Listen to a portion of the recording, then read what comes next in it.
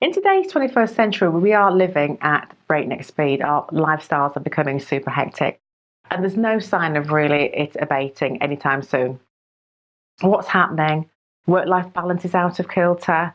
We're talking 80 hours a week. There's a culture at companies where you actually really just don't go to sleep. You're pinging emails at 2 o'clock in the morning and you're getting a reply. This is the sort of things that's going on. We're talking about multitasking, mums going to work, having to juggle work and children, boundaries at work and expectations not being supported. We're talking about our kids at schools with huge amounts of homework. We're talking about huge pressures on our children, the pressure to achieve, exam stress, the anxiety around that, and what's happening in the workplace when they leave. We're talking about financial stress, marital stress. There's so much going on at the moment.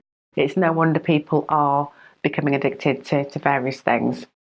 What is normal stress? Normal stress, healthy stress is good. It helps us perform better. It helps us to focus, helps us to achieve deadlines. There's a spike in adrenaline, there's the fright of flight we can achieve. But when it goes wrong, it becomes a chronic stress. What is chronic stress? This is constantly high levels of adrenaline, constantly fright and flight. We're talking about high levels of cortisol. Now, cortisol helps our bodies get back into balance after we've had the fright, flight, the deadlines to achieve. When cortisol is elevated permanently, this is where the damage is done. The body then becomes depleted. It's low in energy. The person is fatigued. This lends itself to addiction. Chronic stress is intense, unpleasant, prolonged. High levels of cortisol can actually change the neural pathways of the brain, leaving it susceptible to further stress. We're living in constant fight or flight at this point. At this stage, it is actually prone to addiction.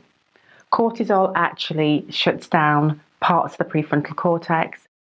The cognitive parts are shut down. So reflection is depleted and everything becomes automatic. So that's where the impulses come in. So when a person is chronically stressed, we're looking at addictions such as internet addiction, sex, porn, gambling, smoking, and overeating.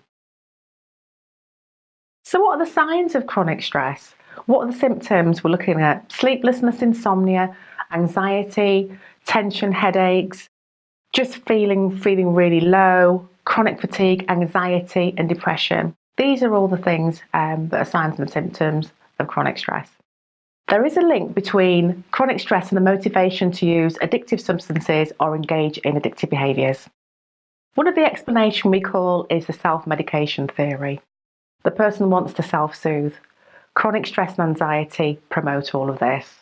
The hectic pace isn't abating anytime soon.